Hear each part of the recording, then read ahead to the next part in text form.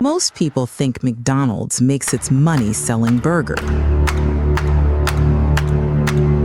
That is only part of the business. Behind the fries, drive-thrus, and golden arches is a real estate system that helped turn a small restaurant chain into one of the most powerful companies in the world. McDonald's does not simply open restaurants. In many cases, it controls the land beneath them. Franchise owners pay for the right to use the brand, but they may also pay rent to McDonald's every month. That means the company can earn money before a single burger is sold. The restaurant takes the risk. McDonald's owns the location, and once thousands of restaurants are tied to the same system, the company is no longer just selling food.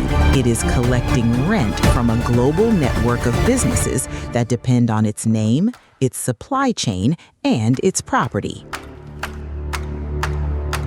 This is the hidden business behind the world's most famous fast food company. McDonald's is not only a restaurant empire, it is a real estate empire that sells burgers. In 1955, a 52-year-old milkshake machine salesman named Ray Kroc opened his first McDonald's restaurant in Des Plaines, Illinois. Kroc wasn't the original creator of McDonald's. He was a businessman who discovered a small but highly efficient burger stand run by two brothers in California and saw something bigger in it, a system that could be copied everywhere. The restaurant worked. Customers showed up, and soon others wanted in. From the outside, Kroc seemed to have built the machine that could carry the McDonald brothers' fast food system across America. But expansion created a problem. Opening restaurants required suitable land, buildings, financing, and operators willing to follow the same system. Receiving a share of hamburger sales gave Kroc income, but the young company still needed a reliable way to finance locations and maintain control over them. That's where Harry Sonneborn came in. Sonneborn was a finance executive who became McDonald's first president. Unlike Kroc, he wasn't focused on burgers or store operations. He was focused on how the company actually made money, and he noticed a weakness. If McDonald's only earned a small percentage of food sales, then its growth depended entirely on how well each individual restaurant performed. That made expansion risky and unstable. His solution was not to change the hamburger, it was to change the relationship between McDonald's and the person running each restaurant. The company would secure the location. It could buy the property, lease the land, construct the building, or combine those approaches. The franchisee would operate the restaurant and pay McDonald's for the right to use both the brand and, in many cases, the building beneath it. Sonneborn's insistence that McDonald's control restaurant sites helped provide the income and leverage needed for expansion. That decision helped turn McDonald's from a promising restaurant concept into something much more difficult to see from the drive-thru, a franchising system supported by an enormous property portfolio. McDonald's still sells food. The food is essential.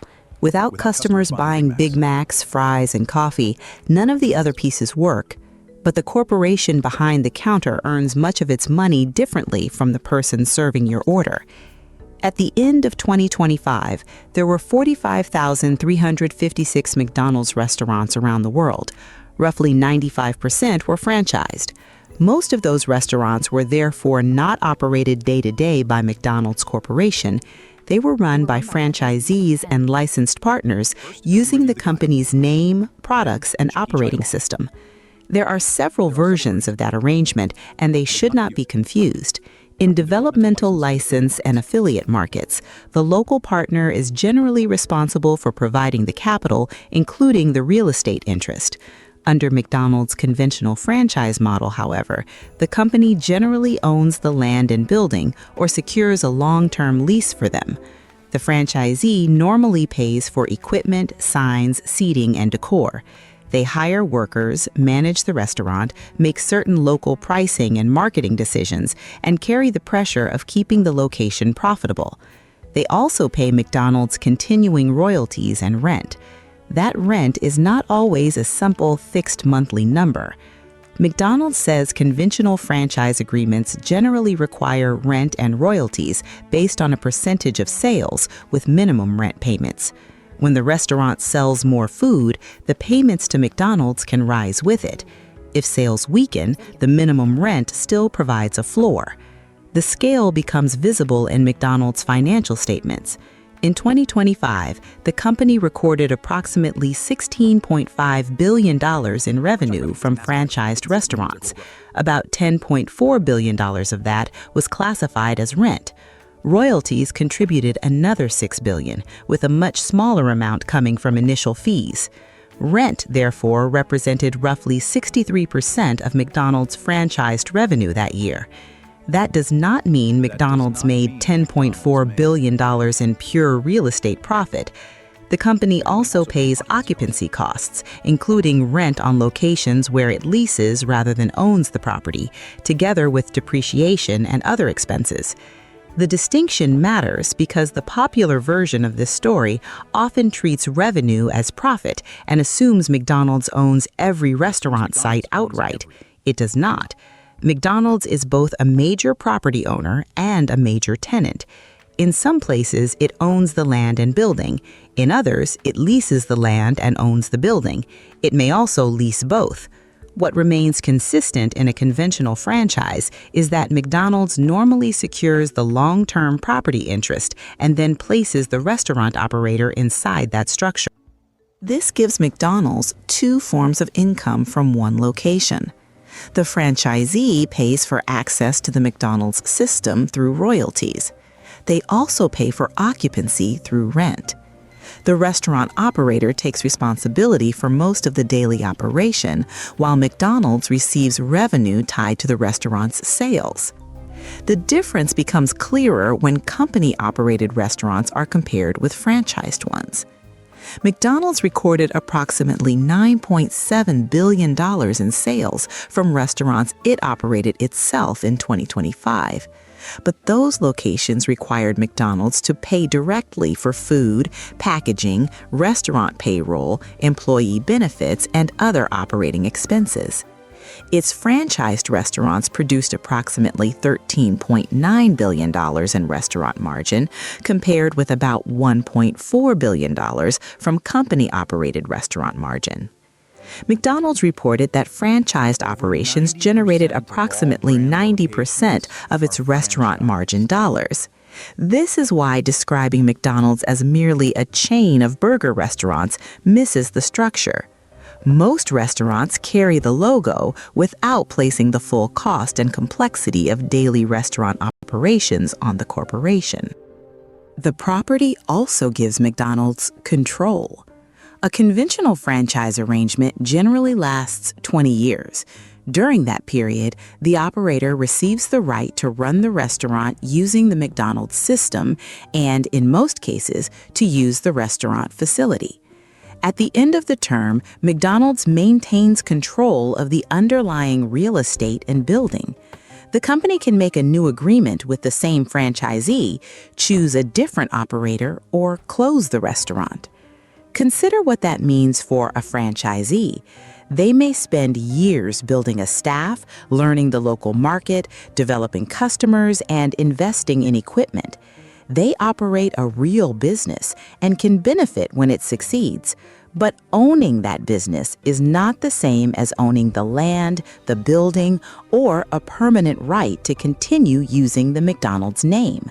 The franchise agreement has an end date. The property underneath it usually does not belong to them. That imbalance sounds harsh until the other side of the arrangement is considered. McDonald's is not simply collecting rent while contributing nothing. It searches for locations, studies traffic and walking patterns, evaluates local demand, develops sites, and commits capital to land and buildings. It provides a globally recognized brand, training, operating systems, product development, and marketing power that an independent restaurant owner could not easily recreate. McDonald's argues that its control of real estate, combined with the franchisee's investment, produces stronger restaurant performance. Long-term property control can also provide stability.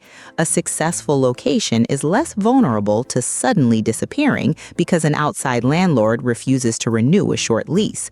Standardized locations help McDonald's protect consistency, while company-operated restaurants allow it to test new products, operating methods, and pricing ideas before introducing them through the wider system.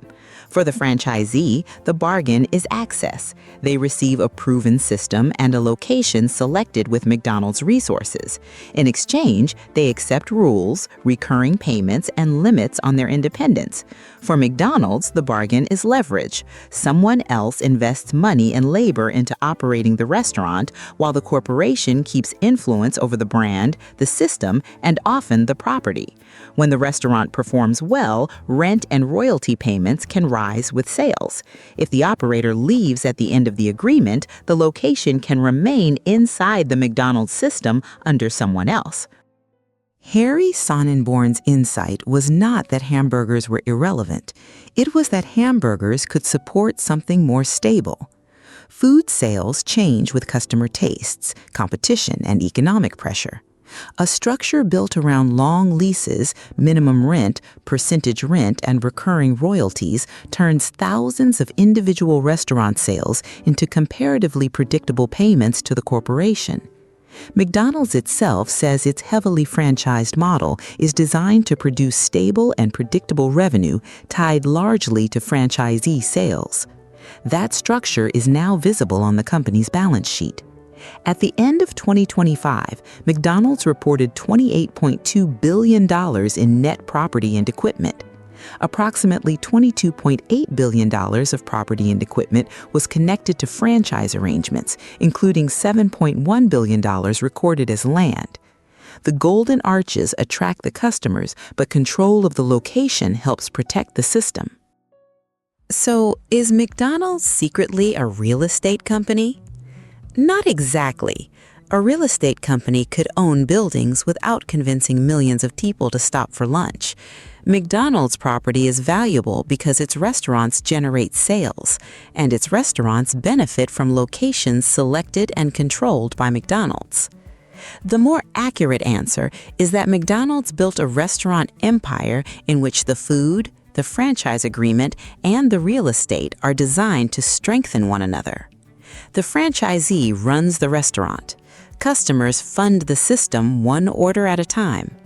Above both of them sits a corporation earning royalties from the name and rent from the place where that name is used. McDonald's found a way to control where the transaction happens, but controlling the place is only one way to take a cut from a purchase. Two other companies built their power around the transaction itself, collecting money even when they neither make the product nor own the store.